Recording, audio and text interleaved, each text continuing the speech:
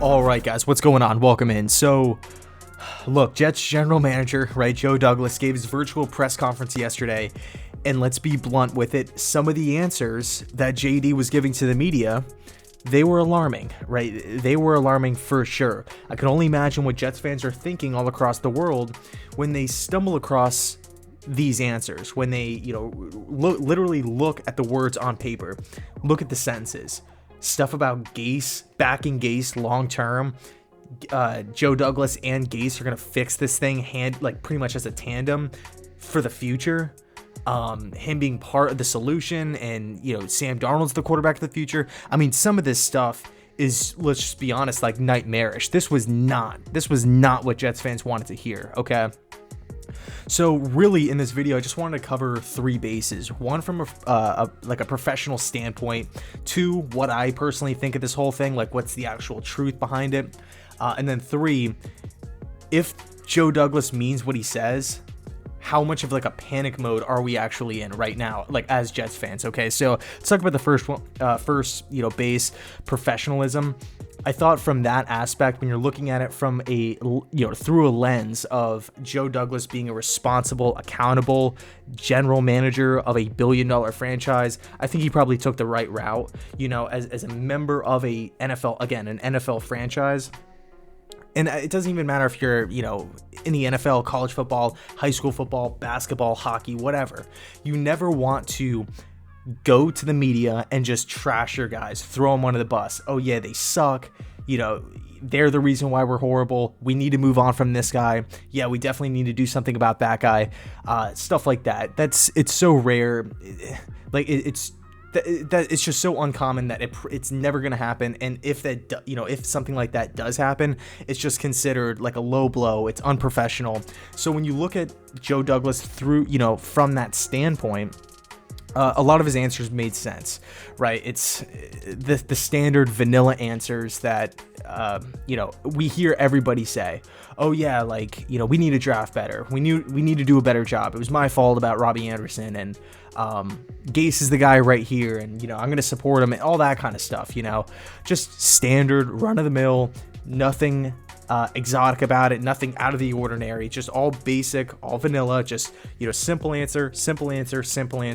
Let's not ruffle any feathers. Let's just support the guys in the building. We have a plan in the back of our heads. Why would we go and shout, whatever, run to the top of the cliff and scream that out to the entirety of fans across the NFL?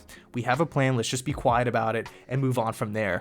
So that's kind of my thoughts on a professional aspect. It's like, okay, I understand it. I understand Joe Douglas's answers from that point of view. He did what he had to do. He did the right thing. Now, as far as what I think is actually happening, I mean, call me crazy, man. Call me crazy. Joe Douglas, right? He's been in the league for a long time. Baltimore, Philadelphia. And you can push back at me and say, hey, you know what? Adam Gase and Joe Douglas are friends, and Gase got Douglas the job and all this kind of stuff. But when I look at Joe Douglas, I mean, I'm 25 years old, and I feel like I have an idea on what's kind of happening around the NFL as far as like moves that need to be made, like obvious moves. You guys know the moves as well. I mean, you guys called Adam Gase not going to be a good head coach, but yet these people still make these decisions, and they're wrong at the end of the day. And you guys are right. Point is, I feel like you got to be smarter. You have to realize that Adam Gase is not the answer moving forward. And if Joe Douglas, let me backtrack. I feel like Douglas has that in mind. I think he knows they're friends, but I think he knows what has to be done, and it's getting a brand new coaching staff in the building. You cannot look at what Gase has done this year or last year or anything with the Miami Dolphins and be somewhat convinced that he's going to be taking this team to the promised land, that he's going to be the team taking down Buffalo, Kansas City, Tennessee, Pittsburgh, Baltimore. How can you justify that, right? So I think if Douglas is in his right mind here, how can you not have a plan for a new coaching staff? Okay, so that's really what I think is going down here. I think JD, but I mean, again, I'm hopeful. I can't really say for certain here, but that's kind of my hope, is that Joe Douglas knows, yeah, Adam Gase, he's horrible. Obviously, he's horrible. I just need to get into this Jets job, and now I can mold this team the way I want. Yeah, we might be cool, we might be tight, we might be friends, But as far as leading this Jets team, this is not the answer. We have to move in a different direction. We have to pivot here. With a lot of good coaching options, there's gonna be a lot of available options this offseason too, by the way. It's not one of those weird off seasons where you have like one candidate and you have 4 teams like just essentially in a bidding war for one guy. It's not gonna be like that. You got high-flying coordinators like Arthur Smith, Eric Bieniemy. You have ex-head coaches. You have guys from the college ranks coming up.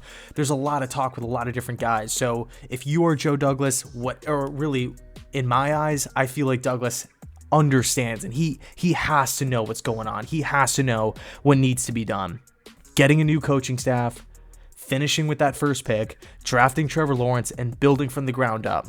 That's what I feel like needs to be done. That's what I feel like is happening. But you can't obviously go out and say that, oh yeah, we're trying to lose games. Oh yeah, Adam Gase, the guy that everybody hates, yeah, he's terrible. And then just just expect to go into the next week with him as the head coach and then nothing to happen. So again, from a professional standpoint, I get it. I understand the bland vanilla answers. I don't want to put any stock in really what he's saying at all.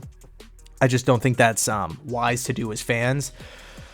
But at the same time, it does kind of make you raise an eyebrow. Is this cause for concern? So point number 3, base number 3, whatever you want to call it, panic mode. Let's just say Joe Douglas is just in the small chance that Joe Douglas is actually telling the truth to the media here and is just giving away the information to the rest of the world on what the Jets are going to be doing this offseason and what the plan is moving forward, keeping Darnold, keeping Gase, and just moving this thing and just pretending like nothing's wrong. Let's just pretend that Joe Douglas again is telling the truth here. Then Chris Johnson needs to clean house immediately. I've watched a lot of football. Football's been pretty much my favorite thing in the world since I was a little kid.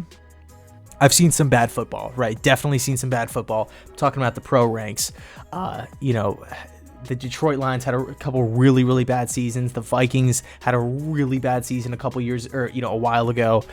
I think it was like the 1-15 Browns they were so bad. 0-16 Browns, so bad. Even though I think the 1-15 Browns were worse. But anyway, this Jets team is right there. It's right there with them, right neck and neck for as bad, because at least in those seasons with those teams, you can say, okay, they competed in this game. That game was kind of close. That game, kind of came down to a call or two. But with this team, it's literally double-digit loss every single week outside of 1 week where they just blew the game away at halftime, again, falling on Coach Gase. So, again, let's look at it from a panic mode situation.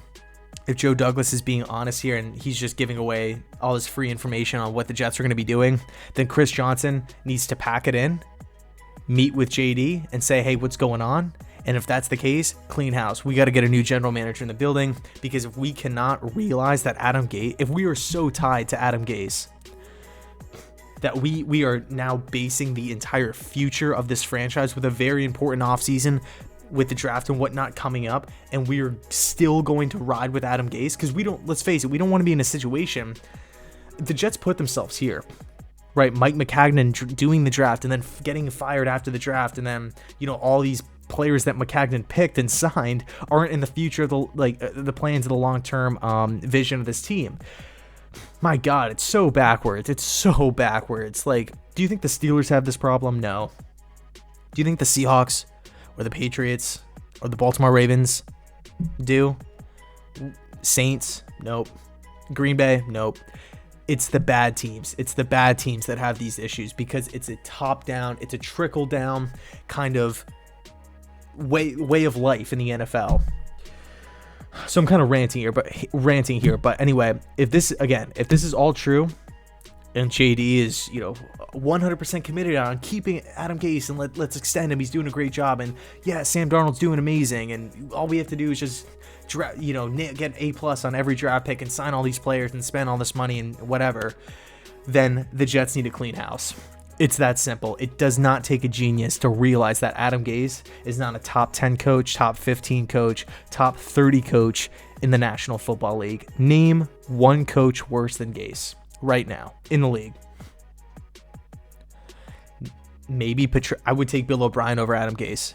I would take Dan Quinn over Adam Gase. Both of those guys got fired. Now, I'm not saying the Jets need to go out and get those guys, But what I'm saying is both of those guys give the Jets a better opportunity to win games on a consistent basis over Coach Gase. Patricia, honestly, I think I'm going to be taking Matty P. Who else? Zimmer. He's done some stuff. He has a couple playoff wins. Bottom line, again, Gase is not the answer, and if the Jets are too blind to realize that, then again, just clear house. It doesn't matter what the media thinks. Get rid of everybody. So, but again, I don't really think that's going down. I think JD has a plan. I think this is obviously just bland vanilla answers, just so the media can talk about whatever they want, and he knows what needs to be done at the end of the season. Again, new head coach, trading Sam Darnold, drafting Trevor Lawrence at spot number 1, moving forward from there. You got a couple of really, really solid young players, assuming we draft, hopefully well, because we also have the Seahawks pick. We also have a first pick in the second round, assuming we get that first overall pick. We also have a Mekhi Becton. We have a Quinnen Williams for, I don't know why people keep saying this guy sucks, but each and every week he's getting better and better and better and better. He's going to be a building block on the defensive side of the football.